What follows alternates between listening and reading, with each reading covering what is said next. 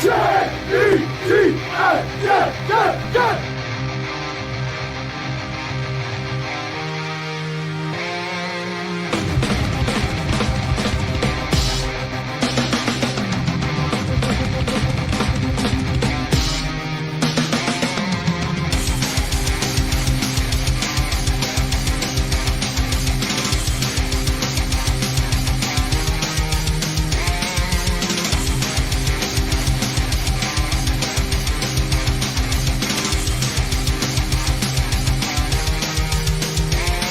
Good job today, man. One at a time, and we'll get the job done. Y'all know what to say. On three. 1, 2, 3. and the home of the Jets.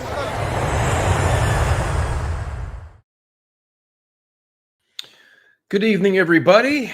Another Monday, a miserable Monday, which is the Jets tradition weekly. They are 0-5, the only winless team in the NFL, Bubs, which is an accomplishment. You got to give Aaron Glenn credit. We've hit a new rock bottom, which is not very, it's very hard to do. This is just something, dude. Like, we talked yesterday, we did the post-game show, did the video, and I answered all the comments, and every Jet fan has the same feeling. You feel hopeless. You literally feel hopeless because you know Justin Fields isn't the long-term answer. The offensive line was terrible yesterday. The defense was terrible yesterday. This coach is talking in circles. You're seeing penalties. You're seeing turnovers. You're seeing a team quit. You're seeing a team be soft. How in the hell? There's nothing to embrace. There's literally not one thing you can hang your hat on and be like, well, at least we have this. There is no this. They're the worst team in football right now, and they're going backwards. And it's nauseating at this point. If they're unwatchable, and you don't want to spend any money on merch, you don't want to go to games, you don't want to watch this team, you're definitely not proud of them. You're embarrassed to be a Jet fan right now. That's what you are. Yeah, it's pathetic. Thanks for having me back on. It's been an absolute disaster. You said it, to open up there. Only winless team in the NFL, first team in NFL history to be 0-5 and have 0 takeaways in 5 games. And Aaron Glenn is the first Jets head coach to start his career 0-5. So other than that, we're doing pretty good. They're a get-right game for everybody. The funny thing is you watch matchups. Oh, the Buccaneers had four backup offensive linemen. The Cowboys had 4 backup linemen, no CeeDee Lamb, no Turpin, and they gave up a 100-yard receiver and rusher at halftime. Yep. Like they're doing things that aren't even fathomable anymore. We expect so little. Be competitive. Just show up and give us something that be competent. And they can't even do that right now. Yeah. No, they're terrible. Like you said, they're unwatchable. Why would anybody spend money to watch this team, spend merch on this team? These games are over at halftime. These games are over once this team hits any bit of adversity, whether it was the fumble by Braylon last week, the fumble by Breece this week, that turned from 10-3 to 23-3 in the matter of 2 minutes. Yep. They crumble, and it's the same issues. They can't tackle. They're soft. They're poorly coached. They are a bad football team, a poorly coached football team, and they're a rudderless ship. And Glenn talks about turning this ship, or big ships take far to turn. He's dealing with a sinking ship right now that is already halfway sunk. Yeah, that's exactly it. And we'll bring on George. What's up, George? How you doing, man? Yeah, guys, how are you? Can you hear me? I hear you fine, dude. I'm disgusted, dude. I'm not gonna fake it tonight. No, again, I'm German, right? So we're pissed off anyway. But today, I'm more pissed off than ever. I don't know. Like, I'm watching the Patriots. That's who I thought we would be. Play with defense, play with like an attitude, win a game here and there. We're not making the playoffs, whatever. Maybe win 6 and 7 games. I don't know. Like, how is it that Rabel comes in, changes the culture instantly? Aaron Glenn can do it. Like, you look across the league, every team kind of stumbles in a win, and we can never do it. We can never find a way to figure out one. And again, when I was at the Steelers game, you can tell they're losing this game. Kind of like this sets the tone for the rest of the season, right? And then they lay an egg against the Bills, which you could say, okay, maybe the Bills are too good, whatever. But in every game, like the Cowboys game was the one where throughout the week I was like, maybe we got this. Maybe. They have 4 offensive linemen now. They have CeeDee Lamb out. I'm like, okay, they play at home. You know what pisses me off the most? I don't know why, but this pisses me off the most. I played soccer in Germany, not competitively in a high league, but like decent, right? Like if the weather was 90 degrees, we put on the white jerseys. Yeah, I thought about that. Professional team. And I don't know what they do behind the scenes. Maybe they have something where they can't change Trying to it. make I don't money. know specifics, but there's probably a way around it that you say the other team has to wear whatever color they have to wear. They'd wear the dark blue. Yes, exactly. The Cowboys being dark blue, the Jets being white. Blue and white. The Jets were in black in 85-degree heat. No clouds either. Just straight sun. And then Aaron Glenn. I know. I mean, beginning of the season, Tyson, we talked once, like maybe last year. I was like, hey, okay, get Rodgers back, get Rex, whatever, right? Okay, clean slate. We got Aaron Glenn. Now he looks at the sideline. He looks like Salah again. It's a tradition. The blank stare, the look of the befuddled look, the confusion, the anger. Then just to recognize that, man, this is a mess. And when you could sense when the losing kicks in, you're like, all right, this is. But what is the mess? Is it always Woody? Like, who is to blame for this? Because we change everything. I mean, Woody owns the team, so what, right? Yeah. Like other teams can figure it out. And what I also hate, like Aaron Glenn, I like him as, I guess I like him, right? Like see, but not how he coaches. I don't like that he says, oh, the Lions went 0-16 or whatever. I hate that. And then you weren't the head coach of this team. And you see how what's his name? Dan Campbell, he lost 2 coordinators, still playing well. So it's him, not you. Right? So all the stuff doesn't make sense to me. The player decisions, I don't know, like Clemens, like we talked about. Clemens, why is he on the team? Not even Clemens. Look at Jamie and Sherwood. Yeah. You paid Jamie and Sherwood $15 million a year. He's arguably one of your worst players on defense based on his contract. He's pulling a Muhammad Wilkerson right now. The Jake Ferguson touchdown. He didn't even run. The effort was horrible, dude. That's supposed to be your captain, your defense. That's supposed to be your leader, your defense. You have him, Sauce, making huge money, top paid corner football, not earning it. Stevens actually getting better. Cisco, a complete liability, $10 million a year, not worth it. It's and Sauce has the audacity to go into the press conference and say it was busted coverage. Just doesn't kind of deflects the blame, doesn't take accountability for it. And then last week it's blaming the refs. It's terrible. What was funny is it was like a lot of hand fighting in the touchdown that Sauce gave up. Like Garrett Wilson pushed off last week and we didn't get the call. And then what I saw earlier today, one guy, I don't know, forgot where I saw it, when Justin Fields threw the ball on the 3rd down, hit the guy's helmet and then hit the sky cam. That's a redo. So you get a redo if it hits the sky. We can get anything, right? Like because nobody cares. The Jets are irrelevant. They're a dumpster fire organization. They have no respect from the refs, the media, the fans. Like, oh, if something goes wrong, it's the Jets' fault. Like, who cares? Like, nobody even cares. Like, that's like it's just. But my problem is, where do we go from here? There's nothing, right? Because now, and the problem is with the Adam Gase years or whatever, the team was horrible. Now the team is actually at least like decent. But are they? Won't be the team, but there are decent players on the team. There's some star players on the team, and there are some decent players. Yeah, but here's my question for you though. I think I'm very guilty of this. I think as a fan base, we've grossly overrated a lot of these players. A lot of these players make a lot of money, and we're not getting the results. You change, let's say everybody keeps saying how great it was under Saleh. Saleh didn't make the fucking playoffs either. This team underachieved with him as well, especially on defense. They never came up in big spots. They made a lot of mistakes. Last year, they were dreadful, right? So at some point, you change the coach, you get the same results with the same players. It could be the players at some point. Like, I'm done. Like, listen, I don't like what Aaron Glenn's doing. I don't like Steve Wilks. I don't like any of this. But the players, you get one Breece Hall fumble, the team mails it in. You guys start quitting in the 3rd quarter and 4th quarter. The same thing we saw last year. At some point, it's the players where you've got to blow it up. We may have to cut fan favorites. I don't care because they're not winning players. They're complacent. They're used to losing. They're like Bub said, they're justifying losing. Well, we had this. No, you need people on this team that get fucking mad when they lose. They're angry as shit about it. Like it hurts their feelings. Like, they see it on the field. Like, no, this is unacceptable. We had players like that, like a Bart Scott, guys like that going back. And I'm older. I go back to like all like the Mo Lewis and all those kind of guys where they're like Kevin Mawai. Losing was just not an option. When you did lose, you took it personal. These guys are like, well, here we go again. Same old thing. We'll be back next week losing again. They're used to it now. We sold our tickets for the Cowboys game, the season tickets, right, for the game, because we're like, all right, whatever. We just watch at home, make some money back from which we never can make money back anyway. Nope. But then I'm watching on the couch, and then they gave up the touchdown and punt for the half and gave up another touchdown. Like the 66-yard run. I was like, this is the Tyler Barron. He missed the tackle, and they gave up on the play. Completely gave up on the play.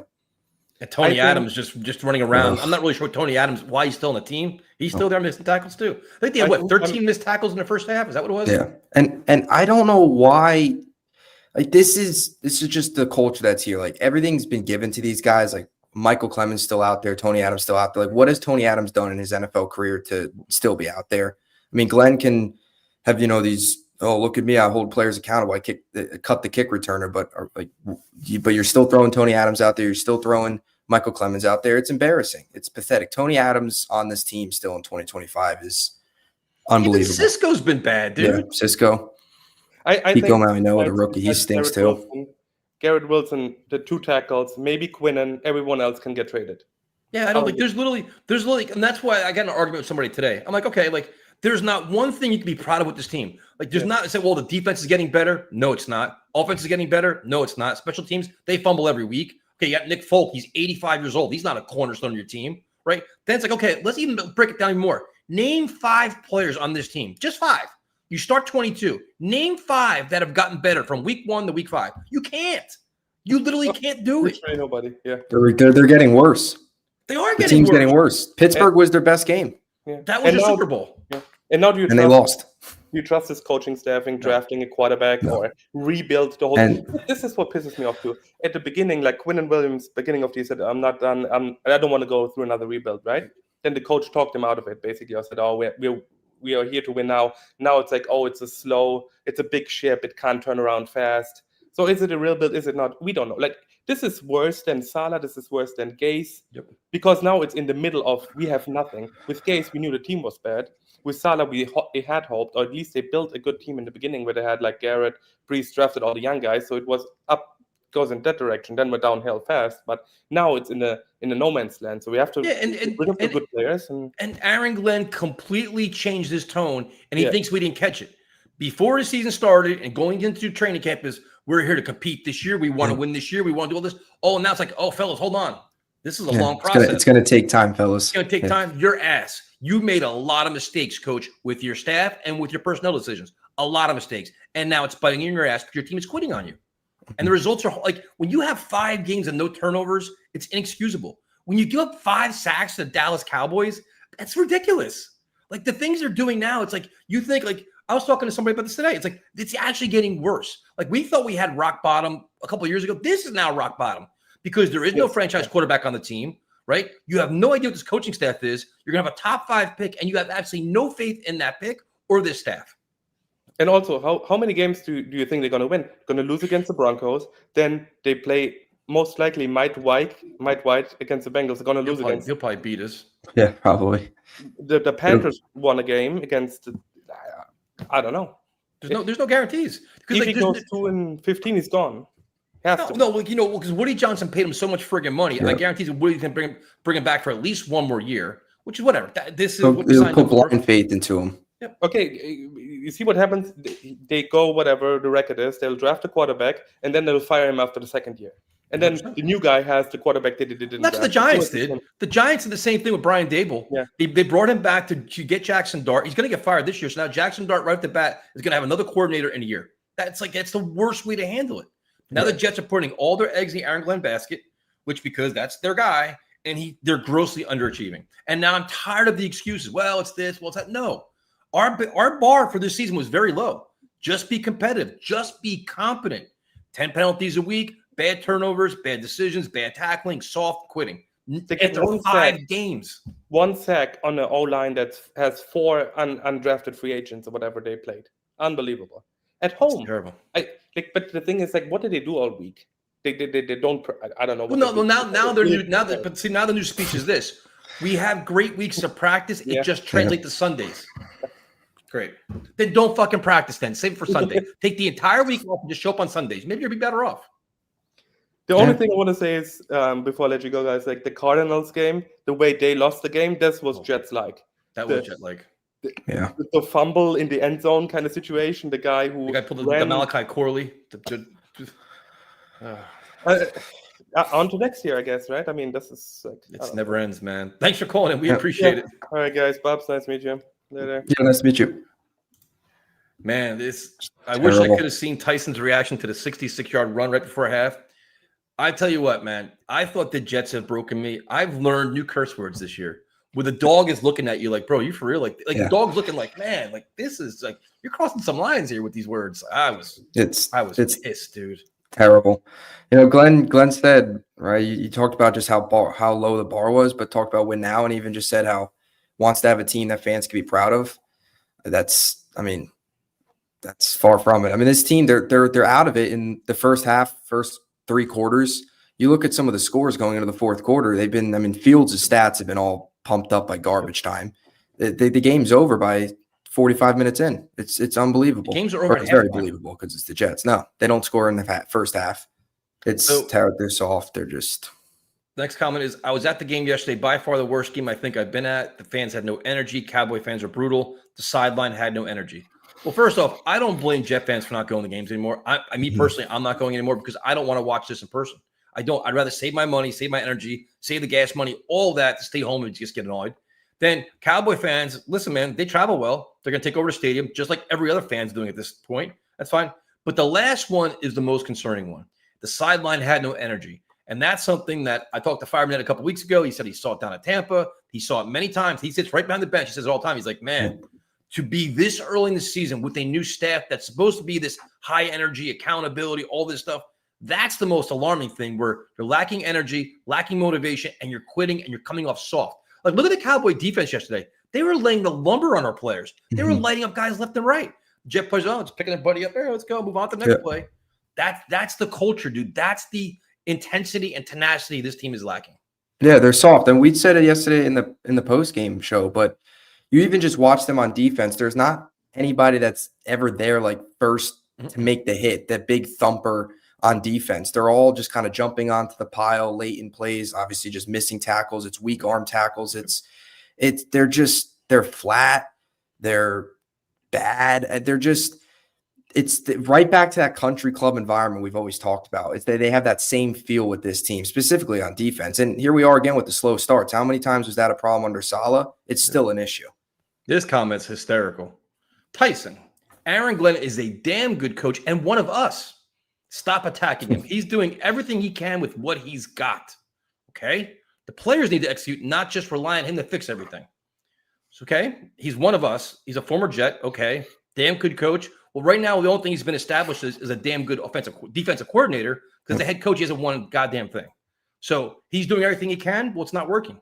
Is Mike Vrabel doing everything he can? Is Liam Cohen doing everything he can? Is like the Jets are 0-5. Dude, your RE record says you are. So how do we know he's a damn good coach? He hired Steve Wilkes. The defense is whose problem? And the whole thing too with Glenn about like this can't be a one and done, or you can't criticize him. I mean, the Patriots fired Gerard Mayo, who was with them for a while as a player. Like, it's not something just because he played for the Jets 25 years ago doesn't mean he can't be criticized. It's just blind optimism. It's just blind faith at this point. The team's getting worse. The thing is, he deserves criticism just as the rest of them. Yeah, like I broke it down. Like, listen, I'm an Aaron Glenn fan. He's one of my favorite players as a Jet. You look at his resume, you can understand the hiring of him. You know, he learned from the best ever. Parcells, Belichick, Pete Carroll, Sean Payton, Dan Campbell. He learned from all these guys. That's great. But you have to actually produce. Just because Dan Campbell did it with the Lions doesn't mean Aaron Glenn's going to do it with the Jets. Yep. Dan Campbell also had Jared Goff to bail him out too. The Jets don't have Jared Goff walking through this door. So he's got to find a quarterback. Has Aaron Glenn ever developed a quarterback? No, he's not. Has Aaron Glenn ever developed an offense? No, he's not. Has he won a Super Bowl? No, he hasn't. So it's all hopeful, but we haven't seen any of that. And you have no faith in Muji finding the quarterback, if that's the way they go. And I know Glenn's the face of this thing, but look at this past draft. I mean, outside of Mason Taylor and Armand Membu, you haven't seen much. Malachi Moore's barely played. A.Z. Thomas has barely played. Arian Smith, when he has played, he hasn't done a whole lot. And the fifth round picks have been a disaster. Tyler Barron and Kiko Maui-Noa are not NFL players. It's looking like a really bad first draft. You have no faith in him coming in, developing a quarterback, this coaching staff developing quarterback. What about the weapons around the quarterback? Who do they have? Nobody. And that was the point the entire offseason, where it was like, look at the Jets' conservative approach to free agency. And what that did was it put a premium, an absolute premium on the coaching staff, where you better maximize the talent because you're not bringing any high-priced talent. And the high-priced talent you did bring in, Brandon Stevens, Cisco, isn't really panning out. So it's tough, dude. It is really, really tough right now. I don't want to hear Dan Campbell comparisons anymore. I want to say or Tony Dungy or any of those guys. I don't care that he talked to Tony Dungy. I don't care talking to Jimmy Johnson. I don't really care who he talks to. Show us what you can do. Mm-hmm. And I want to say one other thing too about the players, because and I see it being brought up a little bit in the chat. I do think there is a lot of players that Glenn has inherited that are no good and overrated and don't have the right mindset for what this team needs. So that's not on Glenn, but the players that Glenn has brought in are in that same boat as well. The players that Glenn and Muji handpicked, whether it's Cisco, whether it's Stevens, whether it's continuing to play Tony Adams, Michael Clemens, drafting Maui Noah and Tyler Barron, those guys are also soft. Those guys have also been terrible. So the whole, it's just the players. Well, the players that Glenn brought in that you would hope would fit his culture, fit his mode, or mold are in that same boat of the players that are here from the previous regime, if that makes sense. So the whole player thing too, that also falls in Glenn and Muji's plate because the guys they have brought in have been terrible as well. They've just been just as part of the big part of the problem. And to set perfect segue, the question is, Tyson, I train fighters, obviously. Tyson, if the guy you're training can't duck or throw a combo, is that on you? It's to a point. If you train him and he's not learning it, guess what he does? He doesn't fight. That's it. I try to train him. If he can't do it, listen, man, I appreciate it, but go back to class, work harder, come back in a year from now. Let's see what you can do. I don't put him in the ring. I don't put him in the cage. He doesn't even see it. That's the difference. But Aaron Glenn is watching these players and saying, you know what? Tony Adams, you're a complete liability. You can keep playing. Michael Clemens, you're just going to sit there and just rack up time and not really contribute whatsoever. That's fine. Tyler Barron, we draft you. Go out there and just do something. We don't really care what it is because we don't have anybody else. The fact you don't have anybody else is on you. That was your decision to make this roster, and now this is what you're dealing with. And they're not making any changes. They're worried about fucking Isaiah Williams coming back on the practice squad, a kick returner. When your linebackers can't tackle, your safeties are a disaster, your offensive line is struggling, and you have no receivers. And just the whole roster configuration too, right? They traded for Jarvis Brownlee Jr. I know it was a late round pick swap. Michael Carter was out yesterday. Instead of playing Jarvis Brownlee Jr. in the slot, they moved Malachi Moore out of position in the slot and continue to play Tony Adams. Are we serious? That's the plan? You're going to play your rookie out of position? I know he has some cornerback experience, but then why are you trading for Jarvis Brownlee Jr.? And why is Tony Adams still playing? It's just it's a small thing, but just talking about the whole roster, the depth. It's a lot of small things. It's a little thing like that. Like, what are you It's similar to Braylon Allen returning kicks. I know, and now he's out 8 to 12 weeks. Yep. The small thing. Small things. Your backup running back is now out. There you go. Yeah. What's up, Mr. Happy? Oh, well, Mr. Happy, I'm happy lately. It's just I'm running out of adjectives, Afram. Like running terrible, embarrassing. They've all been used too many times. I don't know what else to say. Pathetic. This team is falling in a bottomless pit right now. They're irrelevant. There's nothing, they're not landing even at the bottom. There's no hello, Darren. There's no climbing out yet. Well, you know what it is, Afram? Right now, they're lucky that the Yankees are in the playoffs, and the Yankees lost the first 2 games because now everybody's so focused on Yankee playoffs and everything else. The Jets are hiding they're just hiding in the mist of all that until the playoffs are over. Then everybody really focused on, wow, the Jets are 0-8, they're 0-9. Like then the anger will come back, and then by November, nobody's gonna care at all. No, exactly, and it's just this team is lost. You bring in free agents, which supposedly the purpose of bringing free agents is to bring in leadership and bring in experienced players to tighten up your defense. These guys look worse than rookies. And the message I'm seeing is you talk about accountability, but you're parading out the same players in every game coming out. So who's being accounted for? Okay. So what does that tell you for the guys that have been there? It's the same stuff Salah was doing. Yep. I agree. Why am I going to why do I have to give 100% at this point? Nothing's changed in our eyes. Okay.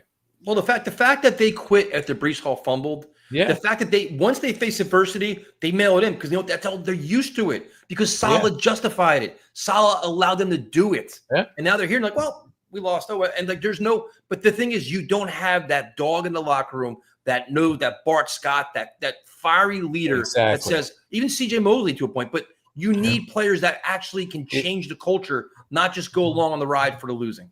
And then you see a clip of Tippmann getting pissed off. then if you're that pissed off, why don't you take the lead and become a leader?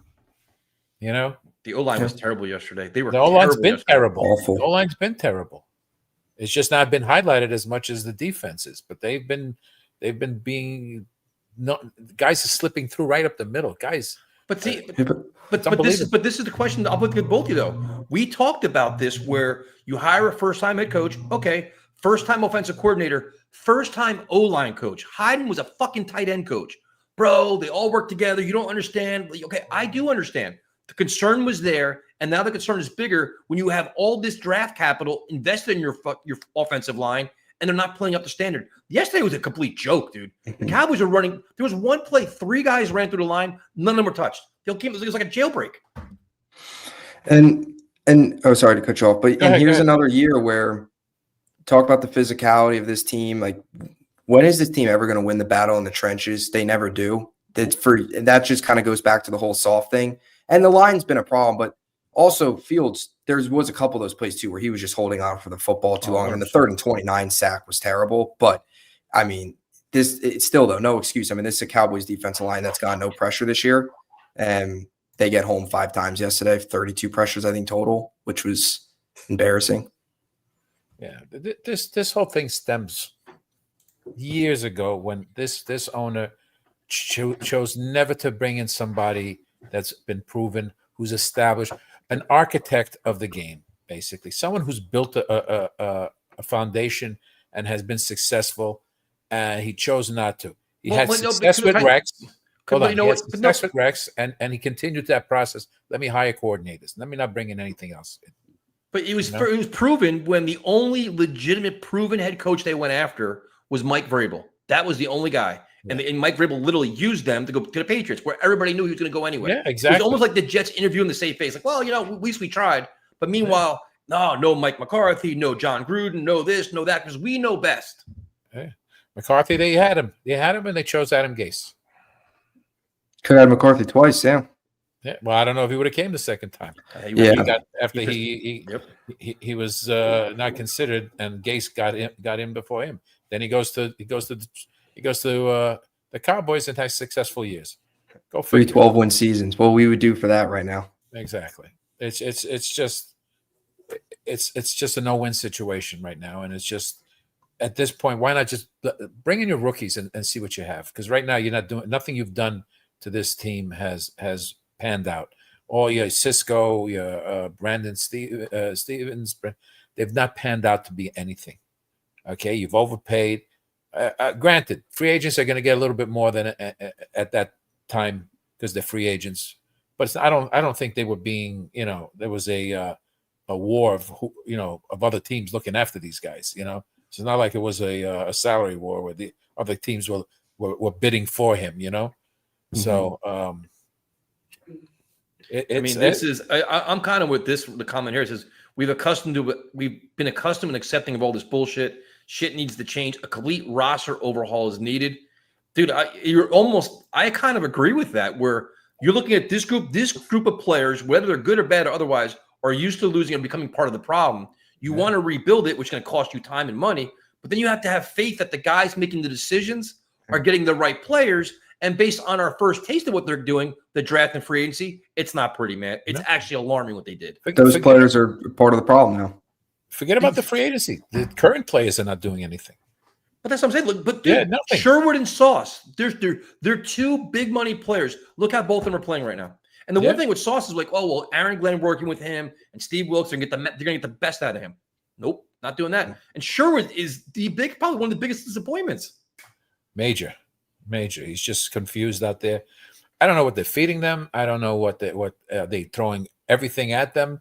Are they, instead of giving them, a quarter of the playbook, are they throwing everything? If it's that complex, I don't know. I'm just taking a stab at it. But, to be fair, they're lost. They're lost. They're lost. But the thing is, when you watch the games, the analyst, Greg Olson yesterday, Tony Romo 2 weeks ago, the analysts are breaking it down like that. Here's what they're doing and why are they doing that? Here's what they're doing. If the analyst is doing that in real time, watching the game, that's real time watching the game.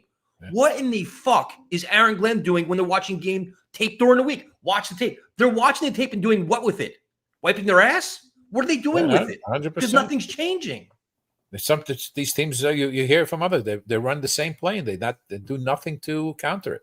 They Same talked play. about it yesterday. Like, Greg Olson literally said, he goes, the two things the Jets don't do a lot of is play action pass and Yeah. screen passes. We talked about this yesterday, Bubs. The two easiest plays to make Justin Fields flourish, they don't even use them a lot. No. Nothing. And they stink against play action, and Oh, teams terrible. continue to run play action, and they have no answers for it. Yeah. They don't Look adjust at all defensively. It's the same thing every week. Look at the It's the screen same to scheme. Ferguson. Yeah. That was embarrassing. Simple. And the effort. 4th down and 1 to Beck was one of the Oh, most Jesus. pathetic plays I've ever seen in my entire life. The They're- one they're- time they're the, joke. the quarterback sneak on the 4th down. Finally, they thought Yeah. Yeah, but the They thing did is, you can't, and like the funny thing is when you get into like, there's some fans that are very optimistic out there, and I respect that. But what I argue is take out from like the middle of the 3rd quarter and 4th quarter stats out of the equation and look at the offensive stats and see how yeah. embarrassing it really is. Get rid of the garbage stats, get rid of all the padded stats out there, and it looks 30 times worse than it actually is. Yeah. when your well, opponent doesn't have to work hard in the second half, what's that tell you? yeah, and I actually have some numbers on that I was looking at earlier today. Oh my God. So these are the scores of the game, the last 4 games before they scored their first touchdown. So 30-6 in the 4th quarter against the Cowboys, 17-3 against the Dolphins in the 3rd quarter, 23-6 against the Bucks in the 4th quarter, and 30-3 against the Bills in the 4th quarter. So you add that up, they're combined in the last 4 games before they score their first touchdown is 100-18, which is an 82-point difference. So on average in the last 4 games, they're down 20 before they score their first touchdown or when they score their first touchdown. So it's total garbage time. And Fields' numbers have also been totally boosted because of garbage time. 32% of his yards and 75% of his touchdowns, or 3 of his 4 passing touchdowns, have came in the I think in the 4th. Yeah. So Yeah. Who we're beating in the rest of the year? There I is don't no. see they're the worst team in football. I don't see anybody we're beating. Carolina came back on Miami, beat them. But the other teams are showing life. Like that's why I do the game previews. I won't even do anymore. I refuse them because we have nobody to even like break down and analyze. Well, this is the strength team. The Jets can do this.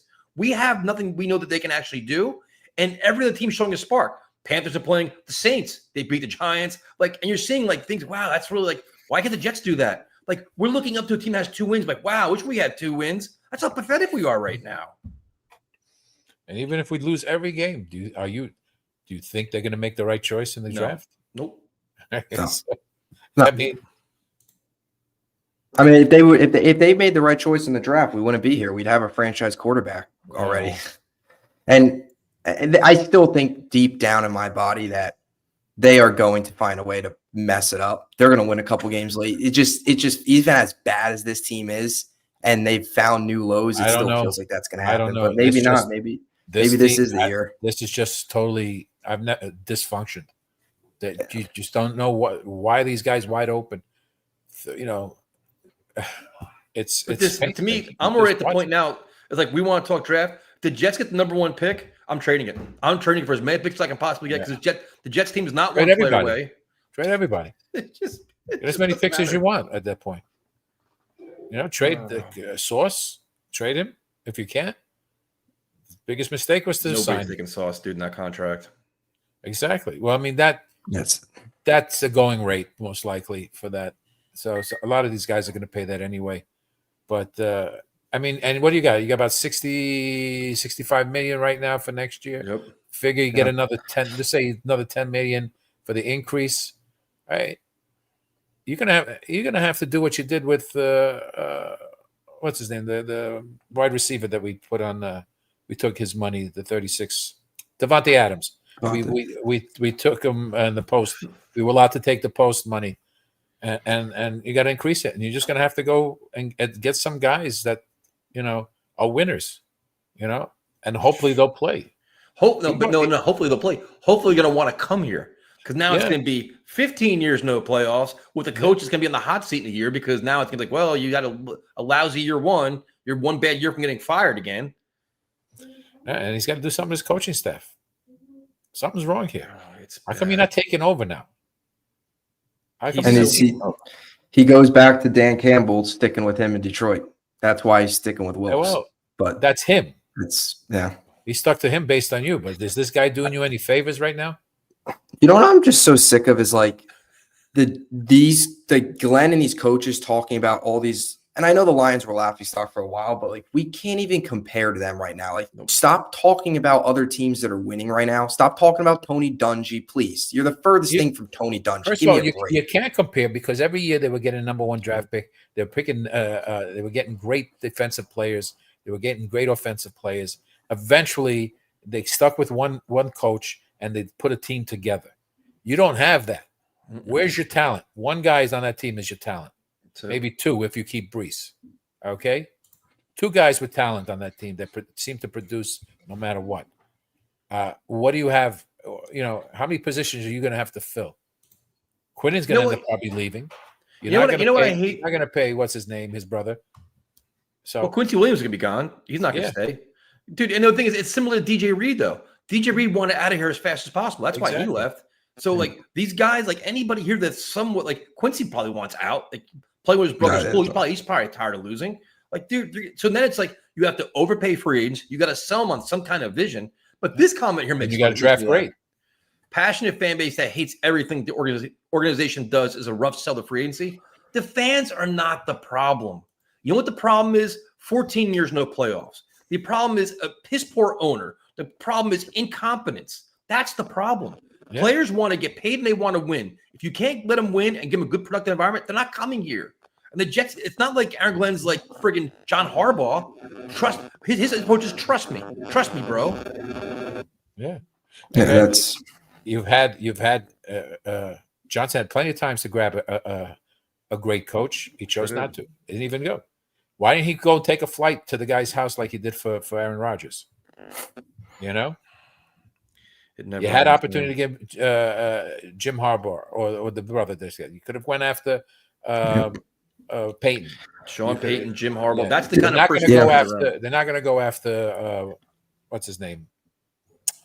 I keep losing these guys' name. The one that's banned, basically. Gruden. They're not going to go against Gruden. They're not going to get Goodell because there's something going on there. They're just going to blacklist. No, that's not necessarily true because Gruden's back on practice fields. He's back in the but he's not getting the job. He's in the Ring of Honor down in Tampa Bay. I just don't know how, just looking back at the whole search, how they didn't interview any of these experienced, especially offensive guys. Like, how didn't you at least give McCarthy an interview or at least request if he did not? You didn't even request an interview. You pissed him off when you hired Gase. Yeah. Pissed off a lot of guys. And you know something? A lot of these guys know what's going on at that level, and they don't want to be part of it. But to go into Gruden, okay. And if Gruden drops his lawsuit, what a mirage! Now he's back in the NFL. Yeah. There's ways around that. If he wants him back, he wants him bad enough. I'm not exactly. Even... But and he probably would come to the Jets. That's the thing. He would love to come to the Jets. I think if he gets what he wants as far as how he controls the team completely or whatever. And I think he would come, but that's never going to happen.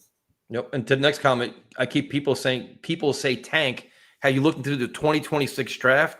The Jets would finally get the #1 pick in one of the worst drafts in a generation. That'd be the Jets, man. There's no answers.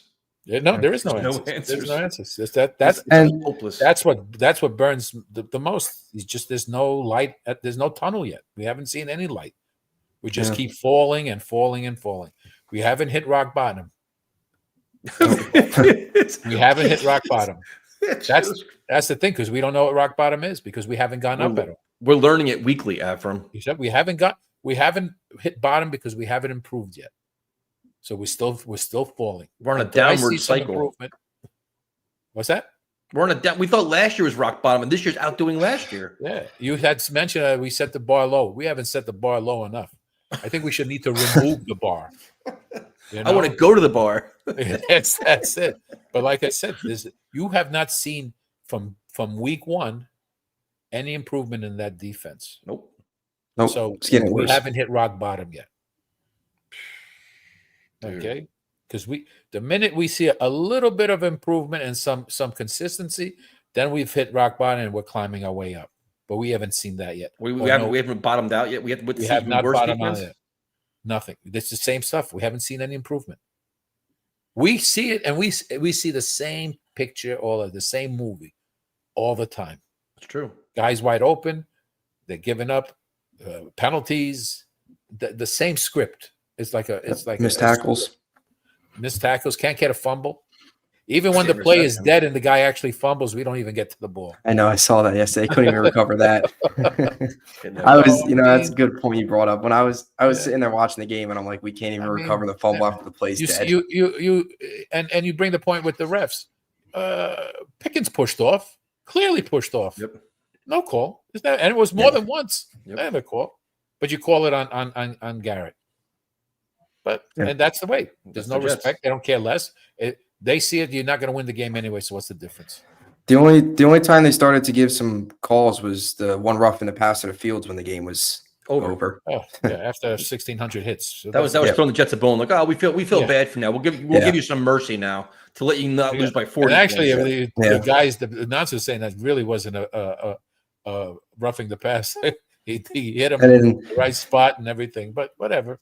The Miami game, Tittman's got a hand on. He's got it's a full hand on his face. His helmet's off, and they call holding on the Jets. It's until you get respect, this is going to keep on going. So it was good to hear your positivity and energy tonight. We really appreciate it. I'm more pissed off that my 13-4 prediction went down the wayside.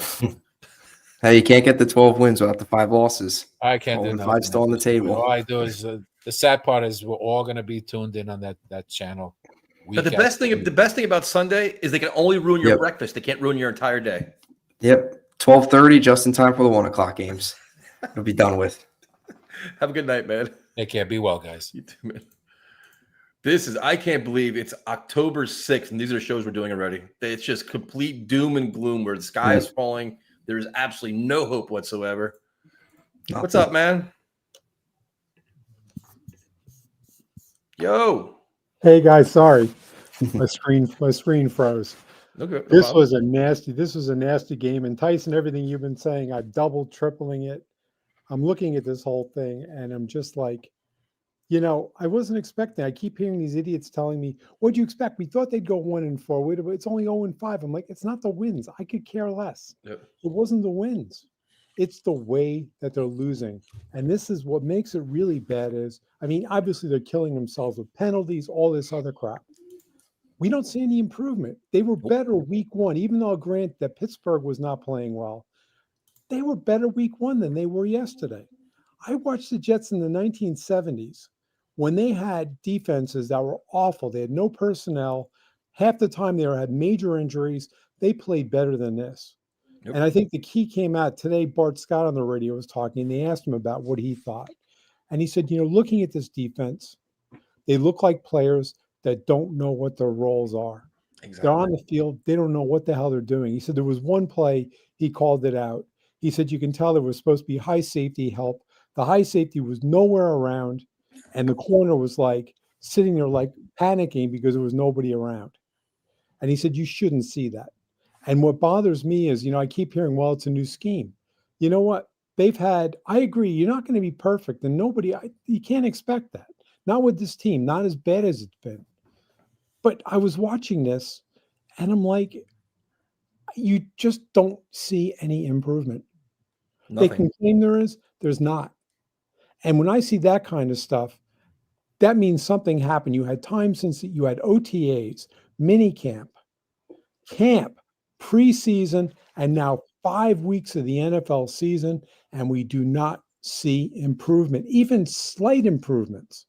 The thing is, we're seeing a lot of what we saw last year with this defense. Everybody wants to praise Salah and Olbrich and all this. The same shit we're seeing last year. Terrible tackling, terrible angles, quitting, playing soft. Same exact thing. Lack of tenacity.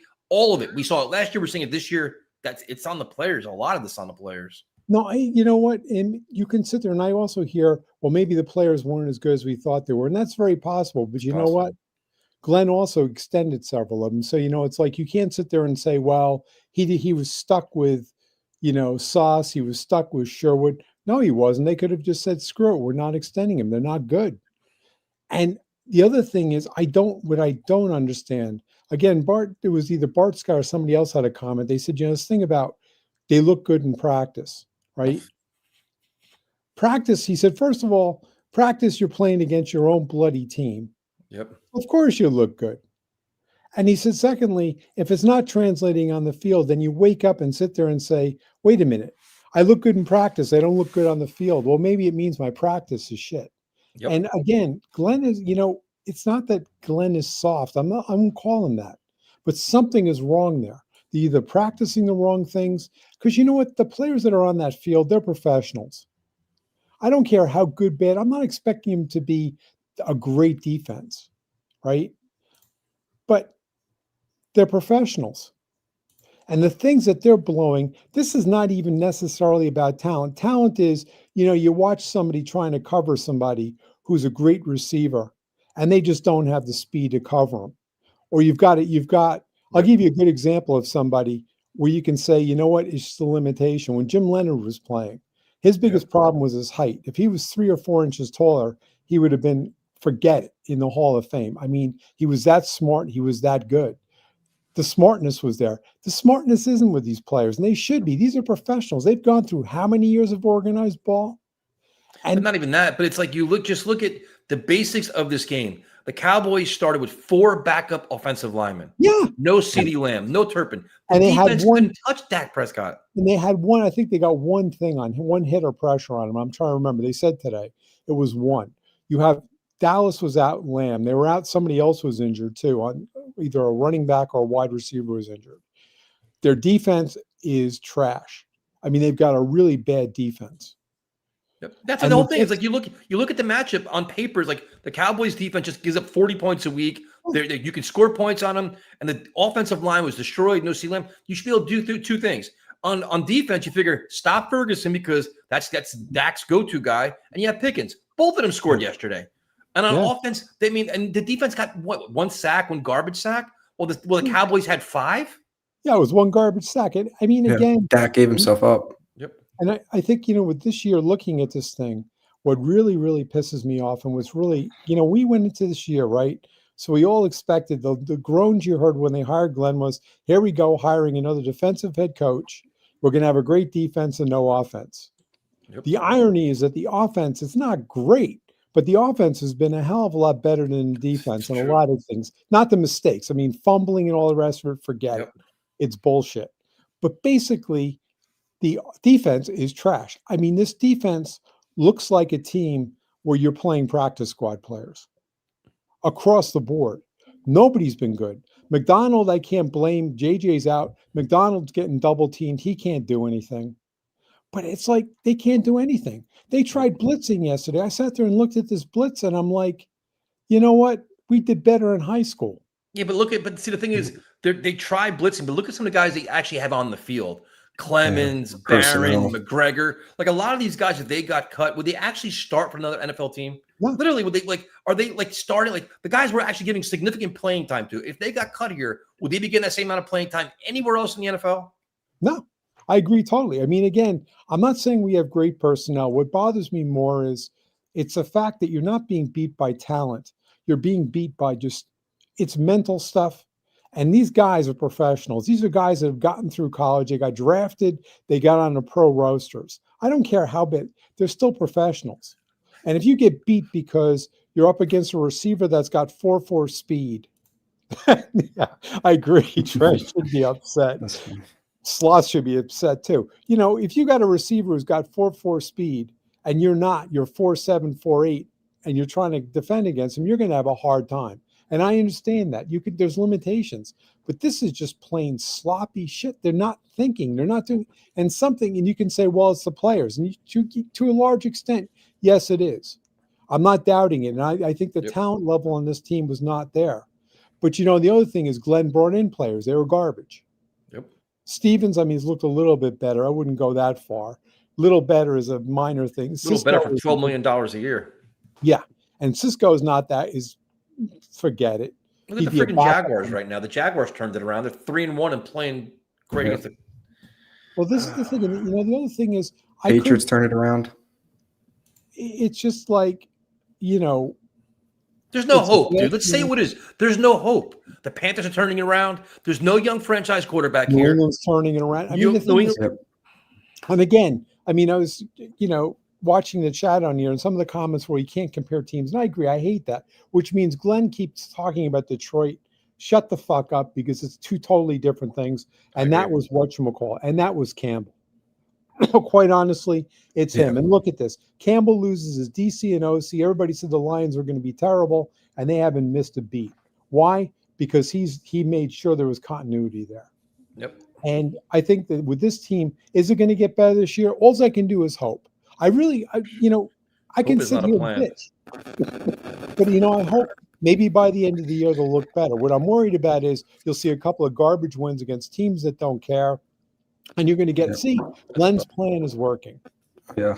To win 3 of their last 4 and say, oh, we'll carry this into next season. Thanks for calling, man. We appreciate it. Yeah. Sorry, it's a bummer. This sucks, man. Good night. No, he's an excellent caller, man. Because he has like the vast experience of all the Jets' misery for all the years, and he's right, dude. Yeah, and it's funny going back to when they got Engstrand over from Detroit. I remember all the people saying that Dan Campbell was making a mistake letting him go, and that's obviously not working. No, there's nothing to hang your hat on. There's literally nothing. Like everybody keeps. What do you think about the Broncos? They just beat the Eagles. Like every other team is showing promise in the NFL. They're giving you a glimmer of hope. The Jets have given us week 1, and that is it. Oh, They thought they arrived.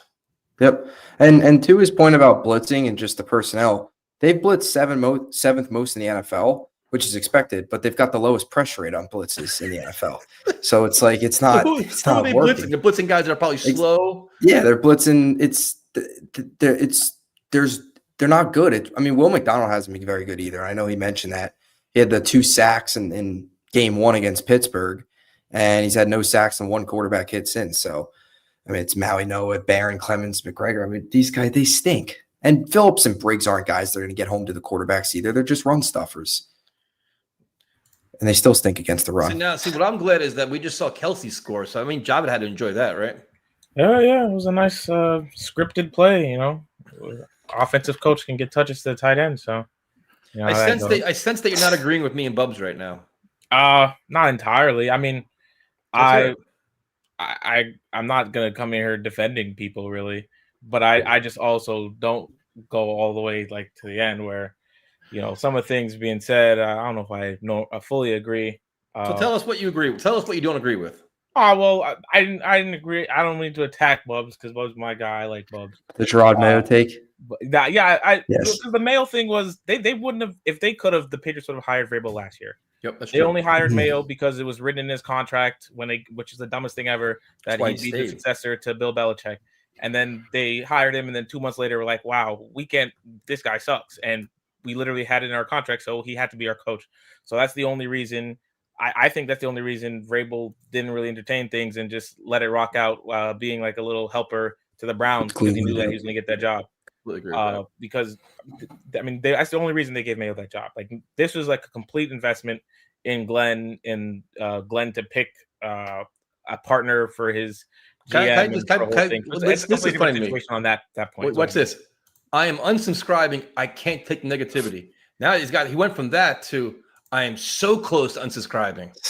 Wow. The drama builds. I threaten you. I may do it next. All right. Whatever. Dude. If you want some positivity, I guess I'll say I'm not out on Sauce yet. I disagree with, the fully Sauce overrated, trade him stuff. I think we have pieces. I think most of the roster has to go. I think the coaching needs to improve. Like, even with how bad the player, like, we knew entering the season, some of these guys freaking suck, right? Mm-hmm. It doesn't mean that the stuff we're seeing schematically or from a coaching standpoint has to be what it is, right? I too subscribe because of negativity. But look, so going to Sauce, what do you think is his biggest problem? Is it technique? Is it effort? Is it he's being officiated differently now where he can't be as handsy and physical as he used to be? I think part of it is officiating. I think that's a big part of it because, all the great cornerbacks, you watch their tape. Like, if you watch Surtain, who I'm not saying, I'm not going to get people trying to say like, oh, he's on a way different level in Sauce right now. Fine. But, you can find cut-ups of people have of him absolutely smothering people, guys.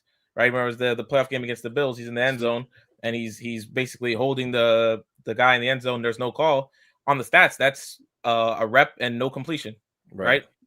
And so with Sauce early on, he's a physical corner. We knew he's a physical man corner. He was drafted by a zone defensive coach, which is funny when we did that.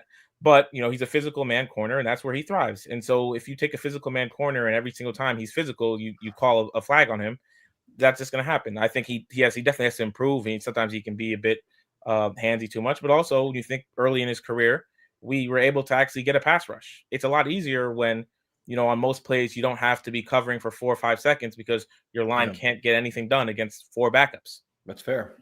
Right? I don't think there's any corner in the league who's going to look like a shutdown corner if they have to cover for that long every single play. So then what's Sherwood's problem? I have no clue. Yes, this is where we can't do. Honestly, it's funny because I see a lot of people on TV talking about, the Jets really, they have to stop with the man defense because, they got to go to zone. When I watch us in zone, it looks like there's like 10 guys running the whole time. There's no one who knows where to go. I think our problem is, we have dumb players. How many times can you watch a team run play action and then you see 8 guys bite? The fact that we have like Tony Adams and Cisco biting on freaking play action runs, you can't wait for a half second. You're not making the tackle in the backfield. And even if you were there, you're missing the tackle anyway. Yep. So what is the eagerness to I swear every time I've seen there's been plays where they've run play action and Tony Adams is like 10 yards forward and then he's just bailing. I'm like, what the fuck are you doing? And so like on that, I think it's just part of it's bad coach. A lot of it has to be bad coaching, obviously, but there's bad players, right? We knew that these players were bad. We had issues with them in the past, and they're just doing these same exact things, and it's just happening so much faster. Where we quit as a team last year towards the end, and right now it looked like we quit as soon as the first fumble happens. So then Bubs, how do you change the culture then? If we talk about this team is complacent, they're used to losing, they justify losing, and they're losing again, and now they're quitting. How do you change it? To me, it's like either change the coaching staff or change the players. You change the coaching staff. Players still stink, and the players that they brought in stink. Yeah, well, we didn't bring in that many players, to be honest, though. We brought in players that aren't good. But they aren't good, and they shopped at the dollar store. 100% did. That's insane. That they shopped at the dollar store? No, they did shop at the dollar store, and but that was no. I said it was insane because the Jaguars just ran a QB sneak, and Trevor Lawrence had it punched out as he tried to dive over. But you look at all the players they brought in. Like you want to rebuild your defensive line. Who they bring in? Who actually stayed here? No, they raved about Rashad Weaver. He gets hurt, and then he's out, injured reserve, and he's playing for somebody else now. No, so how bad do you want him? Like all the guys you brought in, right? I'm not. See, this is why it's kind of hard, right? Because on my view on it is right. 2 years, a few years ago, and enter this offseason was, and it was all the same, right? If this thing with the whole Rodgers going all in fails, we know we were going to have to suck up just a shit rebuild, and the next year they weren't going to pay anybody, and we were going to have to watch the team just be ass. And then it came to the offseason, and I told myself, don't get your hopes up. There's one, the free agency class this year wasn't great. 2, don't get your hopes up because we're not going to be getting any of the good names, and it's going to be shit. And then you enter the regular season, and you watch the games on Sunday, and I'm freaking fuming and losing my mind. Yeah, but look at the moves they did make, though. Cisco, $10 million a year. Well, Cisco is, that's a nothing move, though. It's $10 million, dude. It's $10 million for 1 year, though. It's not. There's no commitment. But the year is the first year of building your defense with potentially your safety, and you're not building it because the guy sucks. And that $10 million can be two $5 million players. I think what they did was they approached. If you just looking at the free agency approach, what they did was they just said, we have a year in hand. Let's see if we can get lighting in the bottle with one of these cheap guys. And $10 million for a safety isn't cheap. But Tyson, it has no cap ramifications on your team. But so for them, it's just you understand what I'm saying? Like I'm not trying to say like that was a good idea or like a good decision or if it's worked out. I'm just saying what from their point of view, right? If you give this guy $10 million because he played well his first 2 years, and then that the last year they were bad, but last year his whole defense was bad. Which you want to know how Jacksonville got better? They changed out so many players. They basically took away so many guys, just shipped everyone off, and then brought in a completely whole new team. And I think that's what we need to do for the most part. But I think the decision was bad because you look at I'm not saying it was a good decision. I'm not saying it was a good decision. But that's my point, though. They had all these. Well, we'll just kind of plug this guy and plug this guy and plug this guy, and all their plugs are terrible. Mhm. Like And- all these little defensive stopgaps and band-aids aren't working out for them. It's true, and I'm sure behind the scenes, as long as Woody is keeping them, Muji's sitting there like, oh no, the first overall pick, and I mean I don't like that, but It's not even Muji's choice, though. This is Aaron Glenn's team. Yeah, It is Glenn Glenn's or team. At the Muji same reports time, to Glenn. you couldn't have expected any. There was no splashing the cash. It was always from the moment we made the cap casualty Rodgers decision, right? And we had to get rid of Adams because of the cap casualty stuff. It was all to just keep cap space for the future, right? The extra cap space. That's such bullshit. That is such bullshit. It might be bullshit, but that's exactly what happened, though. I'm not saying that's what I prefer to do. What they did with the extra space they had from this season was use that money to give the signing bonuses and to make the contracts for the guys you kept in Garrett and Sauce. That's what they did. They had extra cap space, and that's what they put it on, so that next year they don't have to do that. That's what they did, though. I'm not saying I think those are great decisions. I'm saying that's what they did. They literally took this year as a house money. Let's just see what happens. But then if you do that, you have to get some kind of return on your minimal investment, and they're getting absolutely none. No, I agree. When you look at Josh Reynolds, Tyler Johnson, Stone Smart, all these other clowns they brought in, you're getting absolutely nothing. So that makes Jelani you Woods. So yeah. So it's like, okay, if you're going to get them, you better be able to. What they did was, to your point, okay, we're going to go conservative and put a premium on our coaching, and your coaching isn't good because nobody's getting coached up and nobody's improving. So you're not even maximizing what little talent you have on this team. No, I think there's been some promising coaching things, but for the most part, no. I think O-line wise, there's been some good things. I don't think our O-line scheme is nearly as bad as it was last year. I felt this game I feel like more bad plays than like guys being lost and confused in the O-line, where the amount of times in the past few seasons we've had O-line play where someone's getting past a guy and you just turn around. I mean, there was one play where they just left Solomon Thomas unblocked. I was like, hey, let our former Jet, just have a free highlight play. Solomon Thomas, the elite pass rusher. A Jets cast-off lineman gets to make a stop on our running backs. Yep. But Solomon Thomas it was a Reddick a few weeks ago. But I think there's been some things I've not disliked. For all the bad draft. Hopefully it looks like we have the first two picks look good. Yeah, but the way you build the draft isn't your first two picks. It's getting first two picks. You should hit. I know, but it's not always been a guarantee. Pass catcher in the second round. We've not had a bro. You build through the draft by getting more than two out of seven. I mean, we haven't seen all of them though. I mean, AZ Thomas, right? And they traded up for Barron. I mean, those you haven't seen Barron yet. We've seen Barron. Those picks are terrible. I still, one of my biggest questions was why we entered the draft with so many scouts who we knew we were going to fire, but then relied on them to make picks. Like, talking about the Florida scout, we drafted like 3 guys from like the Miami, Florida area in college. It was like they must have loved that guy because he pointed them to 3 shit players. Whoever that one, actually no, we don't know if AC shit. My bad. 2 shit players. Whoever that guy is, fired. What did he say? Number 51 is horrendous, dude. No, Maui Noah. I'll say on the one thing, like talking about bringing guys in for the culture. I think the fact that the Lions are such a young team, it didn't allow that really. Where you talk about like Rex was coming from like a Ravens team with vets and guys whose contracts are up, and then you can get most of the young culture guys in the Lions are young and under contract. Like the biggest guy we hoped was if Anzalone was a cap casualty, he wasn't. And then Tim Patrick is not helping this team. I'm sorry. No, like not. There's nothing like there was nothing to come over. It's not even like they got a bunch of Lions guys in Chicago. They just already had. So that from the team that he came from, there wasn't anyone to add to. I'll say on the draft, I don't want to talk draft. I'll say I'm not necessarily for trading out. Not that because my thing is, who are we trading out to? I saw someone on Twitter saying like it was funny. There was a little someone replied to him. It was like they're saying like, we should trade that pick to a team who wants the haul for the QB, and then everyone was replying to the Jets fan saying that like, buddy, you're the team who needs the QB, and it's like, I don't think we have a team potentially that we're looking at like saying, hey, you want to, unless we're trading back to the Dolphins, let the Dolphins come get their franchise quarterback at our expense. That'd be fun. But I don't know. I think more likely than not, talking about the draft, we're gonna end up winning a few games at the end of the season and blowing the first pick, and then someone else is gonna get.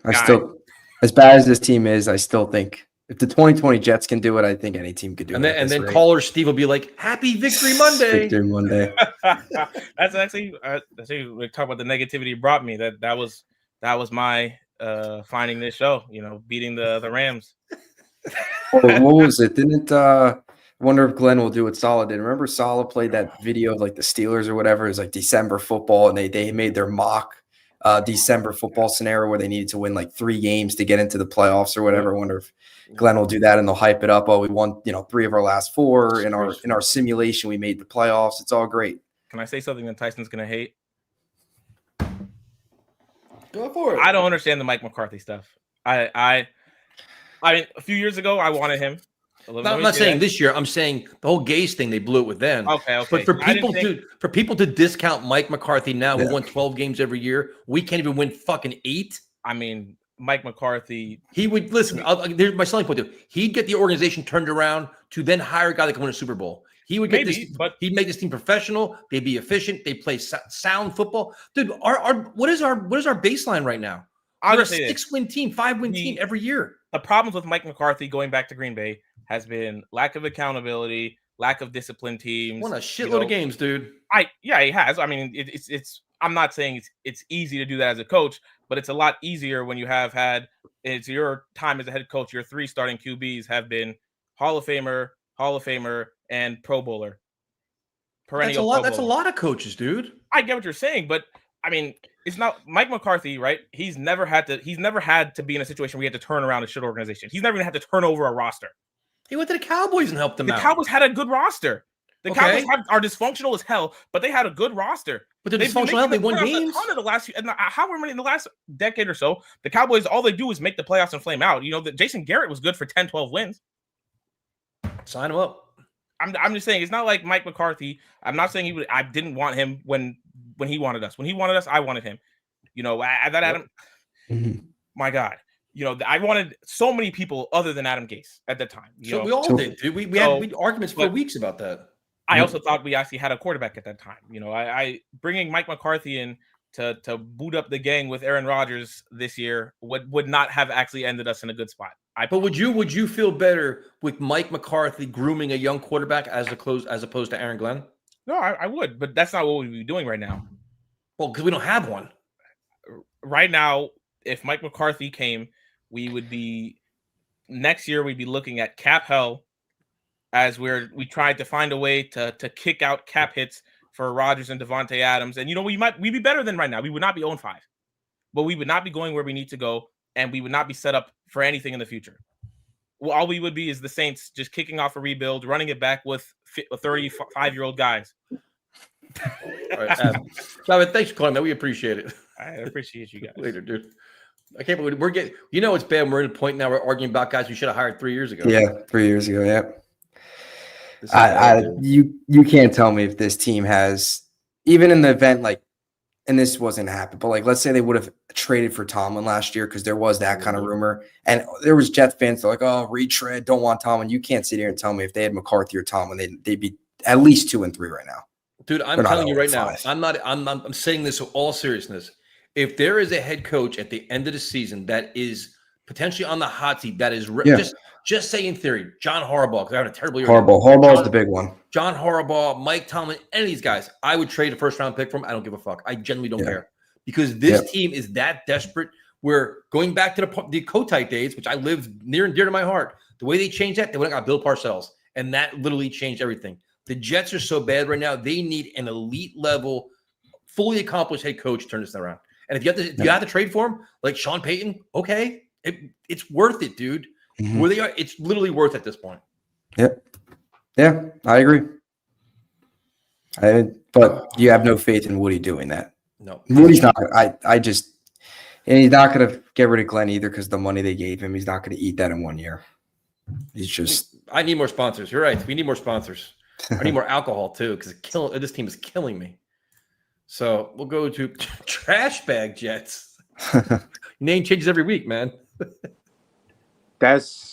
We got into the point where we arguing with fucking Jets fans just arguing amongst themselves what the fuck we need to do because we got no baseline whatsoever. We don't. Avram, that light at the end of the tunnel was a fucking train that keeps fucking running over us every single year for the past 50 years. I'm gonna say damn near because we haven't seen the Super Bowl since man walked on the moon. But we haven't seen the playoffs in 14 years.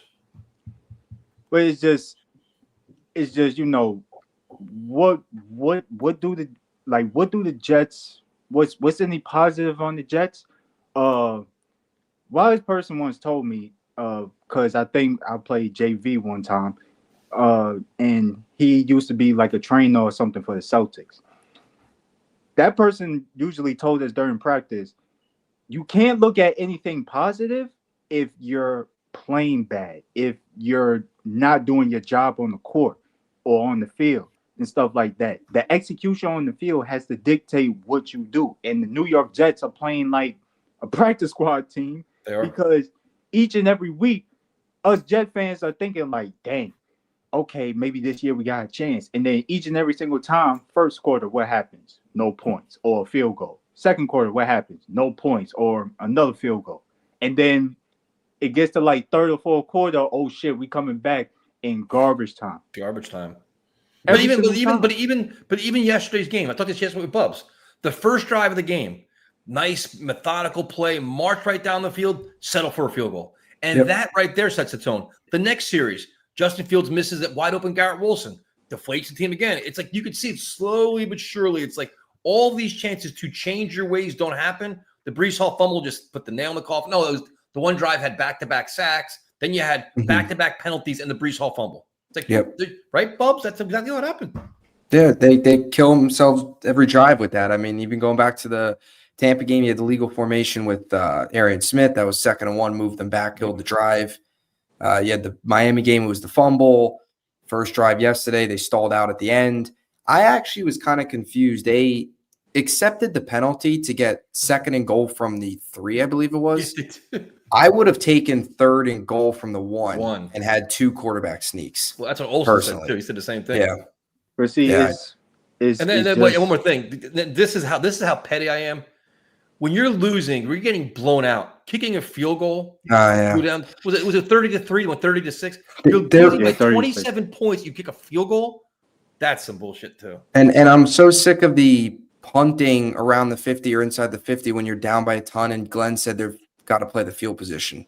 When you have no defense, your defense has to stop them the entire game. What are you talking about playing the field position? When the Breece fumbled, they turned around and went on a 91-yard drive and scored. There's no field position battle. It's a joke. We've been a joke because what the fuck are they doing during the week? You know what? Just don't have practice for 1 week. I promise you, we don't have practice for 1 week. I bet you we win the game.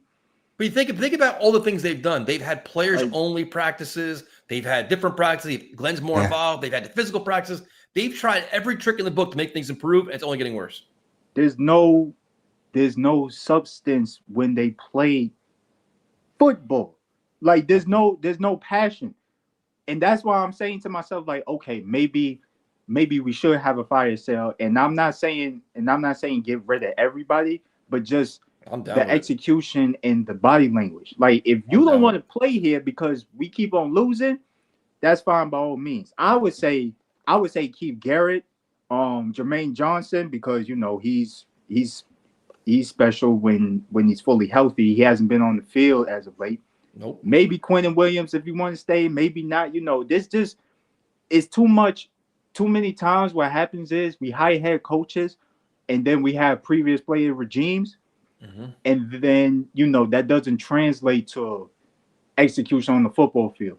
So like, why are we never aggressive in free agency? We could have probably had Amari Cooper, but he probably didn't want to come here though. Yeah, we could have had Adam Thielen, but he went to Minnesota. He wanted He to go could there. have But that's had a all. lot But of. the thing is, Like- the Jets are not a desirable location. Like we talked about this the entire offseason, Bubs. Like this Yep. free agent, that free agent. Like we don't have a legitimate passing attack. You have no idea what this coaching staff really is in Engstrand and Glenn. You know, and you have Wilkes too, but guy's not legitimately a selling point. So it's not like what are you selling a player with the New York Jets? Money. Other than that, you can't guarantee him winning. You can't. Is bad, This is and rock then bottom, dude. It is getting Yeah. worse. the draft pick. We're fighting for a draft pick in one of the worst fucking drafts I've ever seen. And what the best that we could do is draft a quarterback from a school that I don't even think has been playing any like real competition. To be honest, And I'm talking about Indiana, because yeah, but Indiana you know ain't what? playing no real competition. To me, Like, this is come on. if you're going to try to follow the Detroit Lions blueprint. To me, Bubs, the way they did that was finding a veteran quarterback Yeah. that can actually handle it and is a leader, a fiery leader that takes no shit and can rally a locker room. Because I honestly think this Jets organization is too much for a rookie quarterback. It is. You need that Jared Goff kind of player to come here and save this team. You do. Yeah. And here we would be again. Here we draft talk on October 6th. But here we would be again with the whole rookie quarterback thing is you're going to have a first-time defensive coordinator, an offensive coordinator in his second year, and then a rookie quarterback. Like if you have the number one pick and they win like one game, that's where you hire the offensive coach. I don't know what you do. They're rookie. It's not a place for rookie quarterbacks. It's not a place for a first-time coach. It's not. No, it's not. It's just not. It's not. I literally like what is it? Because we could look at it positive and say, oh, Cisco is a 1-year deal. Cisco can't fucking cover Nope. in the backfield. That's why freaking Ferguson. No, I don't even think it was. It might have been Ferguson. That's why Javonte Williams had a big ass run. So did Ferguson. Ferguson touchdown. did the freaking screenplay. Damn screenplay. Who was that? I think it was in Bouquet against the Bucks. Had a big play down the field. Elijah Moore, big play down the like what they can't be positives in a bad team if their record is not showing it, if their execution is not showing it. There's no fucking positives about a team being 0-5. You know how hard it is in the Discord to try to tell somebody, our offense is doing. They're gonna say your team is 0-5. That's what it. matters at the end. There's of no the day. positives. That's what matters. Cam Ward literally came to the podium and said, the Titans is fucking ass. And what did they do? They fought. They fought. Their win yesterday is a miracle. Now, Arizona gave them Seymour the game, Connor's but just they fought. stupid. Why don't we come to the podium and say, yo, y'all playing like ass? It's fair, man. Y'all playing And like ass. we're getting to that point again. Got to stop. There's more victories got to shop. Y'all playing like ass. Yeah. And we're getting to the point again with these at the podium where Glenn's starting to get like stubborn, where that was the same thing with Saleh with the whole, it's too good to fail. Now Glenn, it's like, it's going to take time. Trust me, fellas. Now it's getting to the point where it's our 0-5 team stinks and he's just going to, just throw blind faith out there. So, it's going to take time. This is all good. Nothing's Because he talked to Jimmy Johnson. Too good Yeah. to fail. Yeah. I talked to Dungy, Jimmy Johnson. Everything's going to be all right. Yeah, trust me. Trust me, bro. Yep. Trust me. Thanks for calling, man. We appreciate it. Appreciate it, man. But that's the whole thing. Like I was talking about yesterday, I'm like, I want to make a shirt. Why bother? Like, why bother with this team anymore? Because there is nothing. There's the whole trust me, bro thing. How many coaches we've trusted? We trusted Saleh. We trusted Bowles. We never trusted Gase. But like this is, and you have to look at, okay, we have to rebuild this roster. We got to trust them to do that and coach them up. It's a lot to ask, man. But even Gase stumbled into 7 wins his first year. I mean, as bad as he was and as bad as these like Glenn's the only one. Like this is Kotite Gase levels, and that's this is there 100% coat like this is Kotite. Yeah, there really is something to the whole. And I know they did a lot of cleaning house this offseason, but there is something to just completely blowing the whole building up, where it's like everybody's got to be out. Yep. And I don't know whether maybe like Spielman's then like the head honcho and you let him like hire everybody. I don't know. You have somebody at the top there potentially, but there is something to just not the coach being the leader of it, reporting to the GM reporting to the coach, first-time coach hiring a GM. Like football operations blow the whole thing up. Everybody, scouts, everybody gone. There is something to that. And I know they did some of that this year, but like everybody associated with the Jets just blow it up. Well, they did wipe out the entire front office. They did that, They did. which is fine. But then keep going. Like now, it's a player issue, and But the thing is, you can do that, which I'm not opposed to doing it. Like we're at rock bottom. We're not talking playoffs next year either. So it's like if you want to go big, go for it all. But then it's having the faith that Muji and Glenn are the right two guys to put all that faith in. Which, if that was a Mike Vrabel, you'd feel a lot better about it. Yeah, it's brutal. Yeah, and that's what was the whole thing of putting the whole first-time coach again. They just learning in this market is. So this tough. is an interesting comment because I thought about this yesterday. The comment is I put most of the defense's blame on Quinn and Williams, the Williams brothers, phoning it in again. Quinnen has the talent to dominate and take over games. He's out there playing like Albert Hainsworth. Now, to be fair, yesterday the Cowboys' offensive line was a shell of itself. Mm-hmm. And Aaron Glenn keeps saying that they keep rolling coverage over to Quinn and stuff like that. You would think he'd at least have 2 or 3 big plays yesterday, no? Yeah, no, Quinnen is been quiet this year. He had the good week 1. He was good the first couple weeks. He's from the pass rushing standpoint, he's not dominant from what he was even 2 years ago. And you could say, yeah, they were sliding help over to him, but dominant elite pass rushers are going to be able to get through that. Should get through that. That shouldn't be an excuse. Yep. Yeah, he's had some missed tackles. He's definitely been the best up front against the run, but for what you're paying him, you would like to specifically see more from the pass rushing standpoint. Yeah, you think of the Tampa Bay game he was disrupted, but this game I thought would be the same thing where you'd see him dominate, especially when the thing was, well, you have Harrison Phillips next to him. That should be a big boost. Mm-hmm. Briggs next to him. You have these guys. Yep. I mean, and I think we actually agree with Javed. We actually agree. Yeah. Especially when you think he has all-pro talent where he could take over games, and you see it in flashes. But in times like this, you need this high-priced defensive tackle to make big-time plays for you to change the tone of a game. That's a culture changer. When he's disruptive and carries the line alongside him, and he's not doing that either. Yeah, and you got to question too a little bit of Quinn and just his whole and Quincy, his mindset, because you go back to that tweet he sent when Glenn originally got hired about I think it was actually when they moved on from Rodgers. Here we go again with another rebuild. And I know eventually he bought into the Glenn after talking to him in the offseason, but you got to wonder if he's sitting here 0-5 now. And it's kind of that I told you so type of thing. And just himself, he won't come out publicly and tweet that out and say, told you so. But the thing is, you start to wonder that if he's sick of this as well. But he could be sick of it. It's all right, say in theory, all right, we'll trade Sauce and we'll get rid of Sherwood. Mm-hmm. Then we're still having this, we're giving this defense to Steve Wilks. Yeah.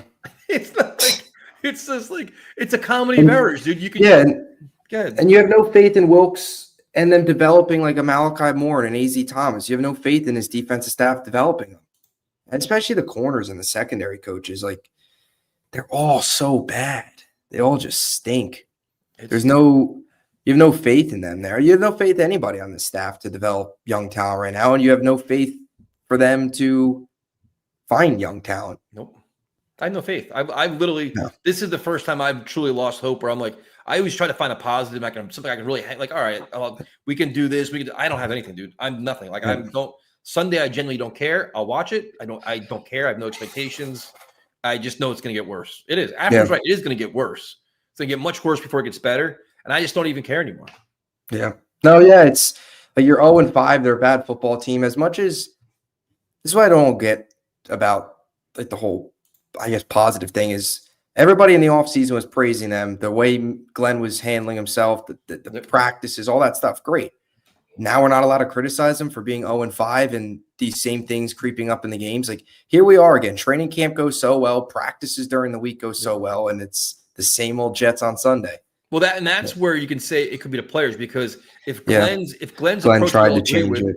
He went for the more physical practice. He was much more demanding, did all these things, brought the referees into practice. He did that as well. So he tried to change the things they were doing. And now he's his excuses make me fucking insane. Where he's well, this was the most penalized team for the last 2 years. They're just doing more of that this year. But I thought you were putting methods in place to change that. So clearly your methods didn't work. And he guaranteed it. Like we are here to win now. We will eliminate the penalties. He said all those things. He's backed up. Not even one of them. Like if they were 0-5, but their biggest loss was by like a touchdown. Yep. You know, like or that Buffalo game. We said that when that Buffalo game happened. If that's the outlier, if there's only like one or two more of those this season, then that's fine. No matter if they finish with 5 wins, but you only have like 2 bad blowouts, fine. At least they're competitive. It's been 3 more games and it's been the same. 4 blowouts, 1 competitive game. That's it. And it's the first game. So pretty much since the first game, they've regressed. They're regressing. And that's and you really question too. Maybe this is the players too, but you know, a couple of the beat reporters talked about how last week they could hear him screaming in the locker room against Miami. You would hope they followed it up with an inspiring performance. They followed it up with a lifeless performance at home against a team that, you know, Turpin, CeeDee Lamb out, 4/5 of their offensive line out, a defense that going into the game was not any good, and they got crushed. I mean, dude, I'll keep saying it, 100-yard rusher and 100-yard receiver at halftime for the Cowboys. That's obscene. That's like you're hitting rock bottom. Yeah. And the 2 minutes before halftime was one of the worst sequences of football I've ever seen in my life. They were actually called a timeout when the Cowboys they were hoping to get the ball back. Cowboys go down 91 yards. And all you had to do was get a first down to just get the game at halftime. And they go 3 and out. They thoroughly outcoached in that moment. And the fact that you let them go 91 yards that quickly, and then you give up on the Javonte Williams run where Tyler Barron had him. And they missed them. And then like Sherwood's jogging. That was terrible. 23-3, the difference there. It's a 13-point swing. I mean, and it was funny. One of the comments, there is no solution. I know you put up on the screen, but there is no solution 3 drafts away. That's like the old saying of we're 3 drafts away from being 3 drafts away. Or 2 years away from being 2 years away. Yep, That's where we're at now. Yep. Man, it's just this. I cannot believe we're here, man. I just can't believe we're here. It's exhausting. Like it's not even fun. Like you're a content creator, man. Like I don't enjoy doing this. Like you watch the game, you don't want to watch it, and then you got to recap it, and you know you're being negative as shit. But then we've learned all the red flags for this organization and for this team. We've learned because we've seen so much bad football, so we can relate to it. It's hard to not bring it up because we already know what's going to happen. Yeah, it's so repetitive. It's the same thing every single year. It's just the season's over. We didn't even get to Columbus Day. We didn't even get through September. I mean, the season was over at 0-4. The Broncos defense is going to just absolutely beat the living shit out of Justin Fields. Yeah. They're just going to. And this offensive line, I mean, if Fields holds on to the football too long and the offensive line plays like they did, it's going to be a disaster. I mean, how many wins realistically? Like, you go through the schedule. They're not beating Denver. Like, they're not – I mean, they're the only winless team in the NFL. So, on paper, they're not better than any of the other teams. I'd say three wins max. Yeah. They'll probably beat New Orleans, maybe. They're going to play one game. They're going to have the one surprise game where they shock Dolphins and play great. So you get that one win. They'll squeak another one out somehow. That's 2. Then the third one should be a team that could be falling apart with injuries or something like that. Yeah, like maybe Miami at home, something like that. Could be like the third win. They beat Cleveland and like New Orleans. Or the last game of the season that's meaningless. The other team doesn't show up. Something like Buffalo, maybe they like sit their starters or whatever. That'd be the third win. Yeah, and then, oh, great, we won the last game. We beat a divisional opponent. We beat Mitch Trubisky. Yep. You know, they'll hype us. They'll hype it up that we went into Buffalo and got a win, even though it was Mitch Trubisky and all the backups. No, Mike White's 100% going to play and beat us. I already know it. Mike White is going to light us up. It's just it'll be the opposite of the Mike White game. It'll be Mike White for the Bengals against the Jets now, instead of the Jets versus the Bengals. Well, we will bring on our cleanup hitter, as this is an hour and a half. First of all, I want to say this. Thank you for everybody who's been watching these streams, watching the videos, and everything else, even prime times, game time stream. It is not easy, man. This is not enjoyable time, as everybody knows, to be a Jet fan. So for you to take time in your busy schedules or to just watch this channel, watch these videos, we greatly appreciate it, because this is fucking miserable to be a Jet fan. It's not easy, man. It's really not. So it's crazy, dude. It's terrible. So we will bring on our cleanup hitter, who's probably a very happy fan today. What's up, man? Hey guys, how you doing? I'm doing all right. Glad to be alive. kicking, so there's that. But Tyson, you said it was. Excuse me. You're You good. said you heard every buzzword. I haven't heard Uh-oh. this one. Insanity. It's insanity. It is. It is. Doing the same thing over and over again. Yep. Expecting And different it's- results. Yes.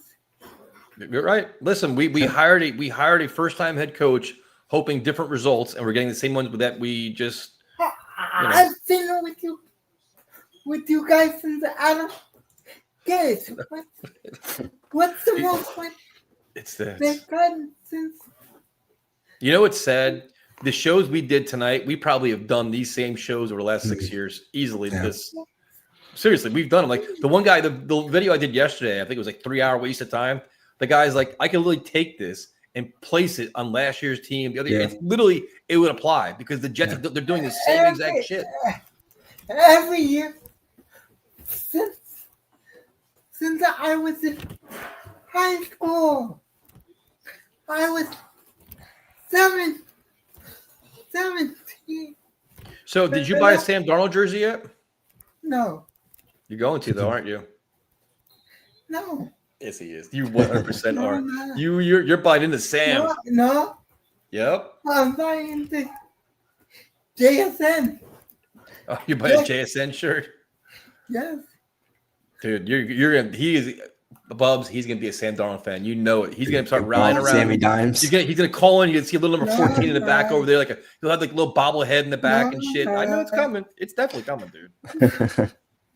You won't be. You won't be around next season. Well, Right. Jose, I gotta go eat dinner, dude. I'm Guys, freaking starving. I got one question. Okay, what's your Are question? are the just picking one, 2, or 3?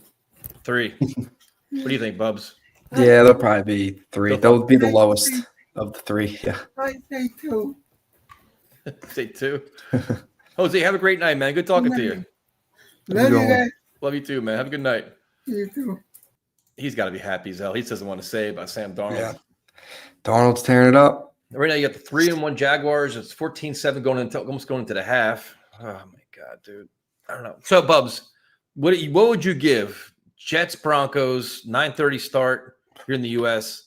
What is your level of confidence going into this game? 0. I've reached 0 threshold. I give it a 2.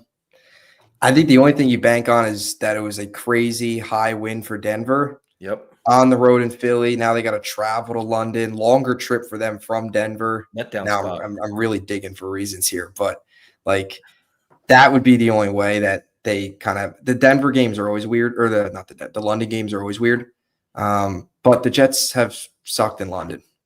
They come out flat. So they haven't had the London win since the Fitzpatrick year against Miami, I believe, because they lost to Atlanta and lost to Minnesota. But that's the only way. But other than that, yeah, 10 a.m. game over. That is true. Afram writes No. 9:30 start, 10 o'clock game's over. It's a lose-lose, though, for the Jets, because even if they win the game and they end up losing like 5 in a row after that, you know all the people are just gonna be like, oh, they still haven't won a game on American soil. Yep, it is. So it's until they win a game in the States, it's nothing's gonna. I have no faith in this game whatsoever. I think between Sean Payton, you have their defense, the team way we're playing now, and you got to feel that this team's starting to quit too. It seems like. Yeah, and it's funny, and that's a good point you bring up. There are 2 teams in the opposite direction. Like Denver started a little bumpy the first 3 games, and now they've had back-to-back. They blew out Cincy, and then they had that big road win against Philly. So they're on the upwards. Yep. The Jets are, I mean, they're not even sinking. They've already sunk.